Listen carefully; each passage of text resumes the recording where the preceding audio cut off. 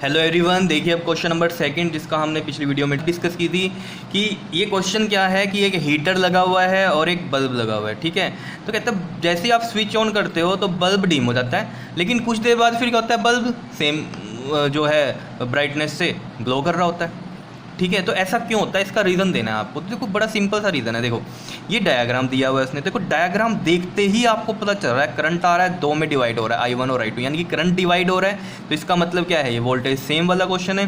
Current divide तो voltage same होती है। ये किसका केस है, पैरेलल का केस है। ठीक है, तो आपको पता है पावर के केस में V इक्वल टू क्या होता है, V²/R होता है। ये फॉर्मूला आपको पता है। ठीक है, अब देखो पैरेलल में है, ये हमें पता चल गया, तो यानी कि पावर का ये वाला केस आएगा। ठीक है, तो पावर का ये वाला केस आ रहा है, तो इस केस में आपको पता है कि जिसकी पावर ज़्यादा उसका रेजिस्टेंस क्या होने वाला है, कम होने वाला है, क्योंकि P is inversely proportional to R। Power ज़्यादा, ध्यान से समझ लो इस बात को, पावर ज़्यादा तो रेजिस्टेंस कम।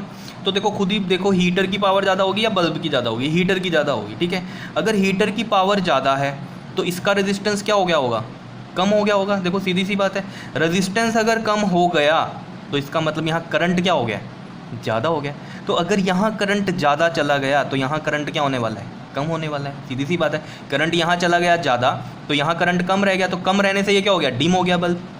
क्या हो गया, बल्ब डिम हो गया। ठीक है, अब इधर करंट ज़्यादा चला गया। अब आ जाओ कहानी पे कि ये जो डिम हुआ अब ये दोबारा ठीक कैसे होगा। देखो इधर करंट ज़्यादा चला गया था, समझ रहे हो ना बात को, करंट ज़्यादा जब चला गया तो ये कंडीशन आने वाली है अब H इक्वल टू में I²RT वाली, ध्यान से समझो।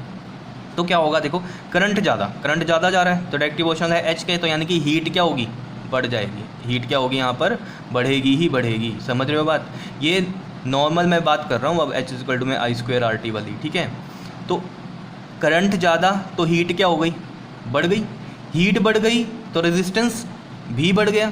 समझ रहे हो ना, करंट ज़्यादा आ गया किसी भी चीज़ में, हम एक नॉर्मल बात कर रहे हैं सिंगल चीज़ में कि भाई करंट बढ़ गया, करंट बढ़ गया तो हीट बढ़ेगी, हीट बढ़ेगी तो रेजिस्टेंस क्या होगा, बढ़ेगा। और अगर रेजिस्टेंस बढ़ेगा, ध्यान से समझ रहे हो, फिर अगेन बात वही हो रही है, रेजिस्टेंस बढ़ेगा तो करंट क्या हो जाएगा, अब कम हो जाएगा। देखो ना, रेजिस्टेंस अगर बढ़ता है तो करंट कम होता है, समझ रहे हो बात को। और अगर रेजिस्टेंस कम होता है तो करंट ज़्यादा होता है, यही बात थी। तो यहाँ पर क्या हो रहा है, अब I बढ़ गया, I बढ़ गने से क्या होगा, ज़्यादा H बढ़ जाएगा, H बढ़ेगा तो रेजिस्टेंस भी बढ़ेगा। ये हम डिस्कस कर चुके हैं पहले भी, यूनिट सेकंड के शुरुआत में ही ओमिक सर्किट्स के बारे में जब हमने लिमिटेशन की थी तब ये बात डिस्कस हुई थी। ठीक है, तो क्या होगा, I बढ़ गया, H बढ़ेगा, H बढ़ेगा तो रेजिस्टेंस बढ़ेगा, रेजिस्टेंस बढ़ेगा तो करंट कम होगा। तो यहाँ करंट क्या हो जाएगा, अब कम हो जाएगा। अब करंट इधर कम हो गया तो इधर क्या हो जाएगा, करंट इंक्रीज़ कर जाएगा।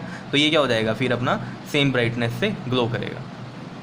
समझ रहे हो बात को या नहीं, चीज़ें समझ में आ रही हैं। यही सब बातें मैंने यहाँ पर लिख रखी हैं, आप इसको पढ़ लेना एक बार, कहोगे तो मैं पढ़ के बता देता हूँ। देखो, as both bulb and heater are connected in parallel, ये दिख ही रहा है। So maximum will be power and least will be the resistance, यही मैंने यहाँ से बताया था। ठीक है ना, ये वाला फॉर्मूला लगने वाला है पैरेलल का। तो पावर क्या हो रही है, सीधी सी बात है, ज़्यादा पावर रेजिस्टेंस कम, तो ये maximum power least will be the resistance, यही बात लिख रखी है। फिर कहता है as the power of heater is greater, ये हमें पता है, than that of bulb, so resistance of heater become smaller. तो रेजिस्टेंस हीटर का क्या हो जाएगा, स्मॉलर हो जाएगा, तो उसकी वजह से वहाँ पर क्या होगा, लार्ज करंट फ्लो करेगा। तो वही लिख रखा है, so large current pass through the heater and hence bulb become dim. Dim मतलब उसकी रोशनी थोड़ी कम हो जाएगी क्योंकि करंट कम जा रहा है। ठीक है, as the large current pass through heater, अब जब लार्ज करंट पास हुआ हीटर से, तो जो मैंने ये कहानी बताई थी I²RT वाली, ये आ गई। Then according to this heating get increased through the heater and because of large heating resistance of heater क्या हो रही है, इंक्रीज हो गई। रेजिस्टेंस ऑफ हीटर क्या हो रहा है, गेट इंक्रीज। समझ रहे हो ना बात को, लार्ज करंट फ्लो हुआ तो ये जो अपना रेजिस्टेंस है हीटर का वो क्या होगा, इंक्रीज हो गया। And because of high resistance current क्या हो जाना है, बताओ जल्दी से, कम हो जाना है। Current across heater gate reduced, ये तो पता है ना करंट वाली कहानी। देखो ना यार, V इक्वल टू क्या होता है, IR, और I इक्वल टू क्या होता है, V/R। तो रेजिस्टेंस कम तो करंट ज़्यादा, और रेजिस्टेंस ज़्यादा तो करंट कम। समझ रहे हो ना, इन्वर्सली प्रोपोर्शनल है ना, रेजिस्टेंस ज़्यादा तो करंट कम, और रेजिस्टेंस कम तो करंट ज़्यादा। तो वो वाली बात हो रही है यहाँ। तो कह रहा है because of high resistance current across heater get reduce हो गया, एंड करंट थ्रू बल्ब क्या हो जाएगा, फिर यानी कि इंक्रीज हो जाएगा। और ये इसका मतलब क्या है, with in few seconds bulb starts glowing with the same brightness. ये चीज़ें समझ में आ रही हैं या नहीं आ रही हैं, बताओ जल्दी से। अब यहाँ ना कई बच्चों को ये कन्फ्यूजन रहती है कि H इक्वल में I² RT क्यों लिया। ये तो यहाँ पैरेलल में लग रहे हैं, तो एच इक्वल टू में वी स्क्वेयर वाला फॉर्मूला लेना चाहिए था, है ना। अब देखो यार, यहाँ करंट की बात हो रही थी, करंट उधर ज़्यादा फ्लो कर रहा था, मैं सिंगल की बात कर रहा हूँ कि इसमें होगा क्या, समझ रहे हो, कंसेप्ट को समझो।